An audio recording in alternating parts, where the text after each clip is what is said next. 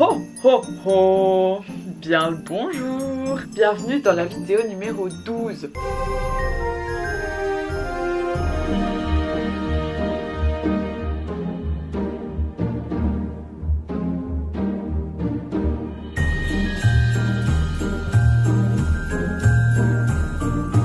Je suis super contente de te retrouver aujourd'hui pour mes premières créations au niveau du make-up, au niveau de la cosmétique fait maison. Voilà, c'est quelque chose que j'avais pas encore touché. Ouais, si en fait, une fois j'avais fait un mascara et il avait absolument pas tenu, c'était un gros fail. On va pas le compter. Là, je suis super contente parce que c'est quelque chose que j'ai jamais testé. En fait, je n'ai jamais travaillé avec les poudres, sauf comme tu as pu le voir par toi-même, dans les bougies ou dans les savons qu'on a fait ensemble. Du coup, c'est un peu une première pour moi. Je ne sais pas du tout comment je vais gérer ça, les problèmes que je vais rencontrer. Mais j'ai trouvé ça sympa de le faire avec vous pour qu'on puisse découvrir tout ça ensemble. Donc on va faire 2-3 recettes ensemble différentes, dont un blush, une poudre matifiante, 2-3 fards de fard à paupières. Ben c'est parti, sans plus attendre, on commence cette vidéo.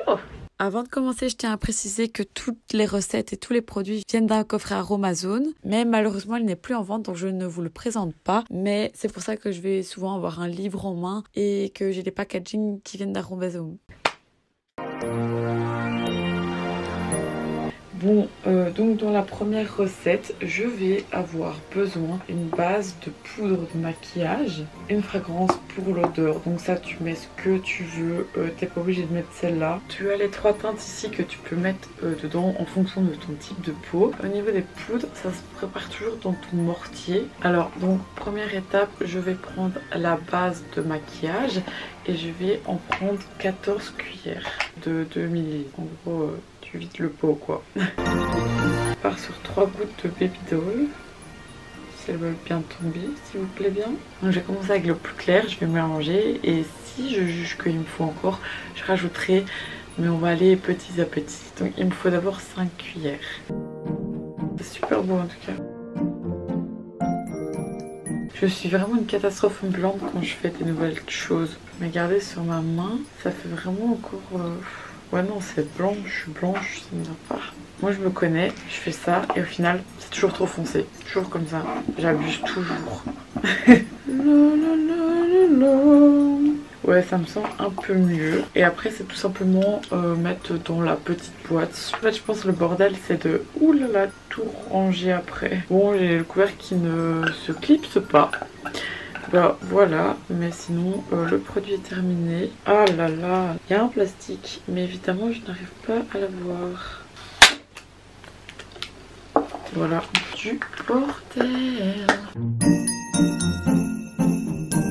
On part sur notre deuxième recette. On va faire un blush de couleur abricot. Et donc pour ça on va avoir besoin de la base de poudre de maquillage, la base de teint abricot évidemment, sans blague, et alors le mica beige nude, plus la petite fragrance qui est absolument pas nécessaire mais qu'on va quand même mettre parce que c'est sympathique. On part sur 2 cuillères et demie de poudre de base de maquillage, 2 mini cuillères comme ceci de poudre d'abricot, une goutte de Baby Doll, une cuillère de cette beauté de beige nude. Nous sommes sur quelque chose d'assez sympathique. Par contre je trouve que l'abricot ne ressort pas très bien. J'ai l'impression qu'à chaque fois le Baby Doll il empêche la couleur de se mélanger comme il faut.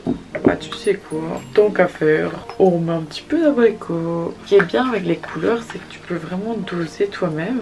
Après c'est important de savoir exactement la quantité que tu as mis, si tu veux le reproduire par après parce que tu as kiffé. C'est magnifique. Et donc ça c'est dans le mini petit truc que pardon vous voyez pas. Et voilà. Maintenant on passe à une poudre qui va être matifiante. Voilà, donc là il propose d'utiliser de la microsphère de silice. Je sais que voilà, c'est un toucher soyeux et mat et je connais pas du tout ces produits. Ce que je vais vous faire passer dans cette vidéo, c'est en testant, en manipulant, qu'on apprend et qu'on découvre et qu'on peut se dire ah ce produit là je l'aime bien, ah ce produit là je l'aime pas. Donc c'est vraiment une base de la cosmétique de savoir ce que vous aimez bien faire et les produits qui vous plaisent. Parce qu'après d'une marque à l'autre aussi c'est pas les mêmes produits, ça vient pas des mêmes producteurs. Donc voilà, tout varie et c'est hyper important si vous faites vos cosmétiques vous-même de trouver votre voie en fait. Enfin bref, tout ça pour dire voilà, je ne connais pas ce produit, je découvre et je vous montre un peu ma découverte au niveau des cosmétiques et ça pourra peut-être vous donner envie de vous aussi vous lancer dans le make-up fait maison. Il faut 5 g de microsphère de silice. Après on va mettre un petit peu de doré pour avoir toujours une bonne mine. C'est méga dur, j'ai pas encore trouvé le maniement de ce truc. Et voilà ma poudre rosée.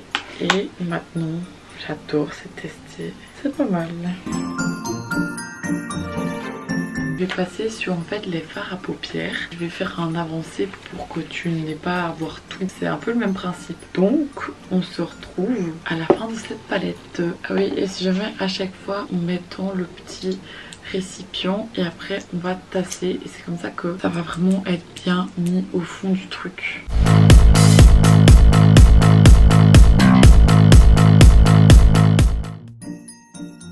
Après heures de travail, j'ai enfin fini tous ces tests de produits. Pour conclure cette vidéo, et ben franchement c'était sympa. Maintenant il faut que je trouve une technique parce que j'en ai mis partout. C'est pas si facile que ça de manipuler des poudres franchement parce que les autres produits tu les mets dans le berlin, tu manipules avec des ustensiles. Ici j'ai pas encore trouvé la technique pour faire quelque chose de propre, de facile, j'avais mes mains toutes sales. J'ai caché mon chien, il n'en peut plus de la lumière. Ah oui, c'est très important d'utiliser le mortier et non genre fouettier et tout parce qu'en fait en appuyant sur les parois ça se fond et donc ça devient vraiment plus qu'une seule poudre, quelque chose qu'il n'y aurait pas si on mélangeait genre dans un berlin comme on peut faire d'autres sets. Les dosages, ce qui est super cool c'est que tu peux toujours t'amuser et créer vraiment ce que tu veux, donc je suis quand même assez contente des fards que j'ai fait. Voilà, je pense qu'il y a aussi mieux, il y en a qui sont fort similaires. Voilà, donc il y avait peut-être moyen de faire des choses encore plus originales. Pour une première, je trouve que c'est cool. Et pour ceux qui veulent vraiment se lancer dedans et le faire à fond, renseignez-vous bien.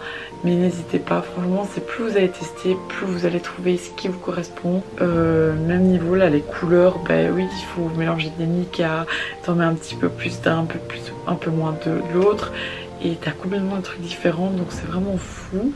Et c'est super cool en fait, tu peux être vraiment très créatif. Et ce que je voulais que tu retiennes de cette expérience, c'est que en fait quand tu vas commencer, si tu commences la cosmétique naturelle, la cosmétique maison, c'est au début c'est normal que tu rates, c'est normal que tu échoues. Et en fait justement tu dois en prendre compte, enfin tu dois te dire bah oui ok j'ai fait telle erreur parce que j'ai pas fait ça. Et de là tu vas retester et c'est là que tu vas retrouver les bonnes choses à faire. N'hésite pas à me dire dans les commentaires si tu as déjà fait du maquillage maison. Et on se retrouve très vite dans une prochaine vidéo avec un autre sujet. Ciao! Non mais juste regardez le boxon. C'est... Ah là là, maintenant je vais ranger tout ça.